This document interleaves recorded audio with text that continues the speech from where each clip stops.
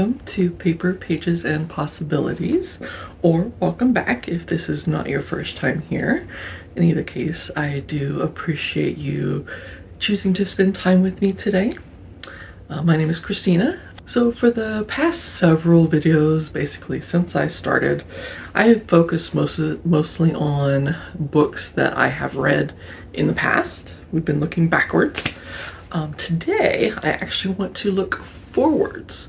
What we're going to do today is I'm going to show you about 6 books that are on my TBR. So my 6 books that I intend to read in the very near future.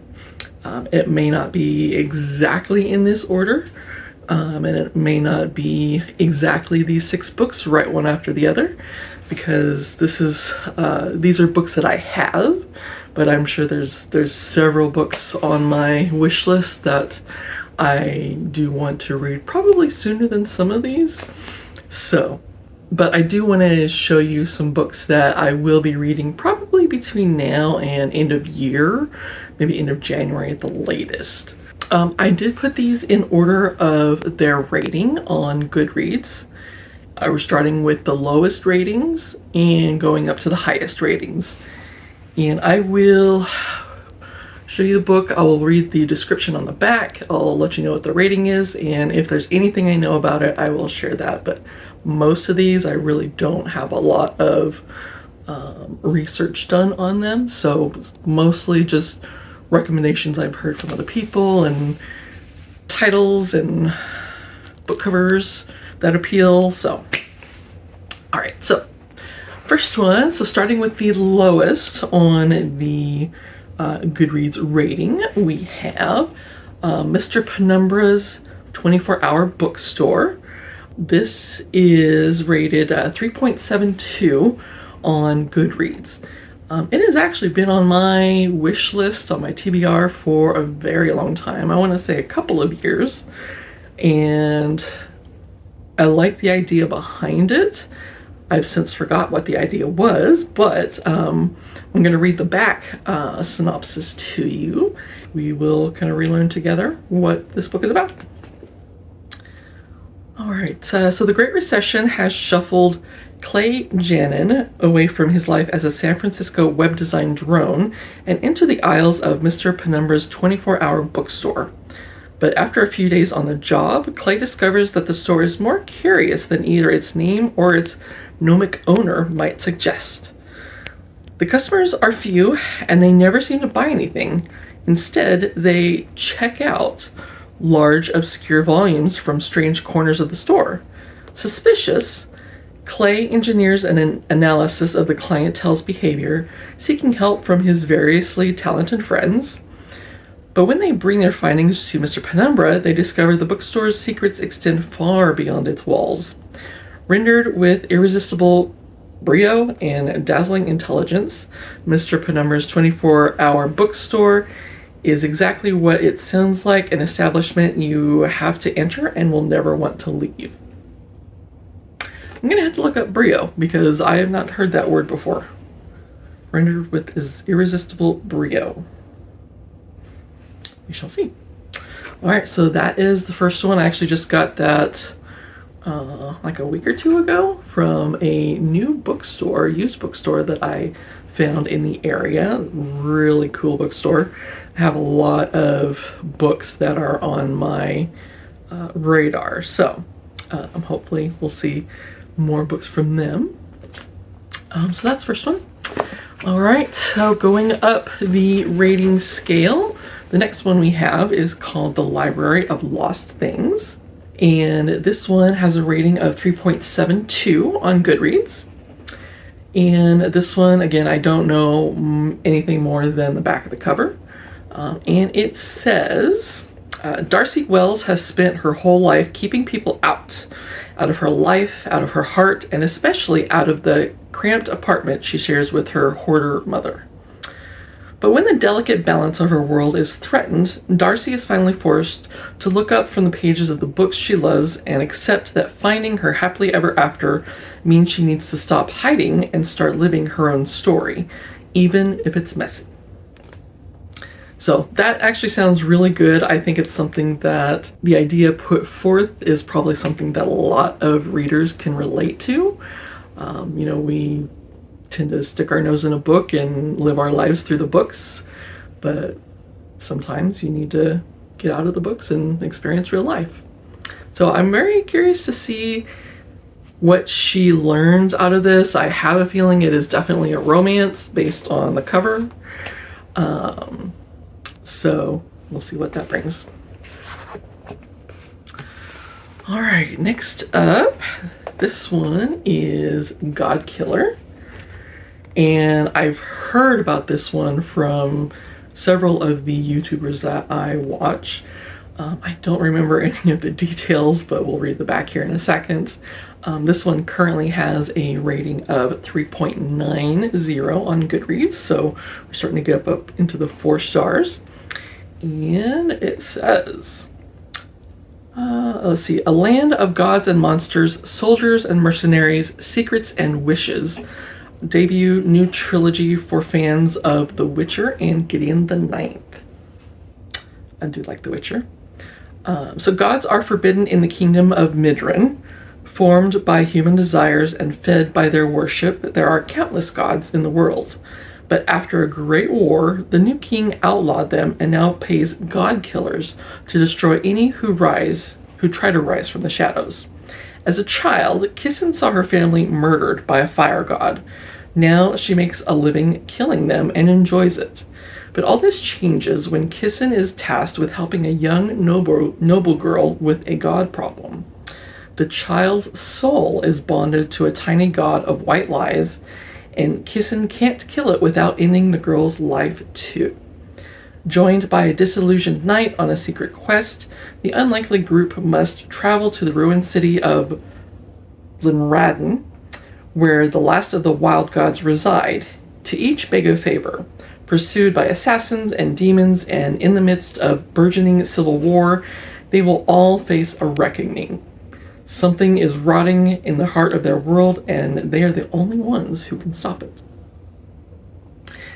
I will say this is giving me vibes from Divine Rivals, because that one dealt with like gods that humanity was trying to suppress and dominate over so that they were not the dominated ones instead. So I'm getting a very similar taste, very similar vibe from this. So I'll be very curious to see how it compares, what similarities are. And I might compare the publishing times as well, just to see if one might have influenced the other. This one was 2023. So, and just because I can, and I've got Divine Rivals right here. Divine Rivals was published also in 2023. So it's likely that they did not influence each other, but maybe they're familiar with each other, and I don't know. So I think there's some connection. What exactly, I am not sure. So next off, we have Cloud Atlas. This is one I'm actually reading right now. I am, let's see, about a third of the way in, a little over the third of the way in. Definitely been enjoying it. It's fascinating. The story is, right now, to my understanding from what I've read about the book beforehand, it's not going to make sense until toward the very end. So right now it's just building layers. So we started with a person in started in the 1800s and continue from there, from the person from the 1800s, then we go slightly further in the future, and then the next person even further. But each one, for the most part, seems to be connected to the previous person. So I'm figuring that by the end of this, we're going to learn like how all of these tie together. But I will read the back just to give you an idea. A postmodern visionary who is also a master of styles and genres, David Mitchell combines flat-out adventure, a Nabokovian love of puzzles, a keen eye for character, and a taste for mind-bending philosophical and scientific speculation in the tradition of Haruki Murakami, Umberto Eco, and Philip K. Dick. The result is brilliantly original fiction that reveals how disparate people connect, how their fates intertwine, and how their souls drift across time like clouds across the sky. Not having read the back of the book before I got it on other recommendations. Just the fact that they mentioned Haruki Murakami and Umberto Eco and Philip K. Dick, those are all three authors that I have enjoyed books from. So I'm very optimistic that by the end of this, it will be a pleasant read for myself. So fingers crossed. But the rating on Goodreads is 4.01, which is pretty decent. Like, you can only go up to 5. And I think anything above a 4 is generally going to be good. So that is that. Next one, going further up in the rating scale, is called The Invisible Life of Addie LaRue. The only little bit I know about this one is it's about someone who, I think through like a deal with the devil, has made it to where she is forgotten the moment she leaves someone's sight. Something along that lines. So, this one has a rating of 4.18 on Goodreads. And the back says, France 1714. In a moment of desperation, a young woman named Adeline meets a dangerous stranger and makes a terrible mistake. It will be 300 years before she stumbles into a hidden bookstore and discovers someone who can remember her name. And suddenly, everything changes again. So, a lot of people that I watch, a lot of booktubers, have highly recommended this. This has been a very highly talked about book. So I am, and the rating kind of backs that up, 4.18. So very interested in reading it and learning the full story. So, yeah. Invisible Life of Addie LaRue. All right. Last book, the highest on my future TBR Goodreads, in terms of Goodreads rating, is Bookshops and Bone Dust. This, you might be able to tell by the cover, this is actually the prequel to Legends and Lattes.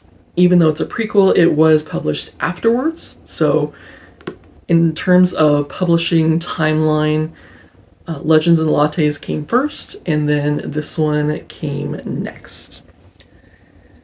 This is talking about Viv in her an experience that she had prior to Legends and Lattes, and I think from what I read on the back, it kind of plants the seeds for what becomes Legends and Lattes.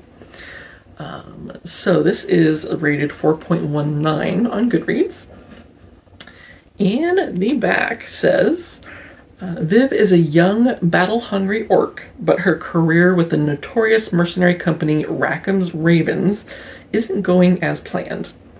Wounded during the hunt for a powerful necromancer, she's packed off against her will to recuperate in the sleepy beach town of Merk. So far from the action that she worries she'll never be able to return to it.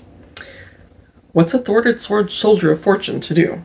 Spending her hours at a beleaguered bookshop in the company of a foul-mouthed proprietor is the last thing Viv would have predicted, but it may be both exactly what she needs and the seed of changes she couldn't possibly imagine. Still, adventure isn't all that far away.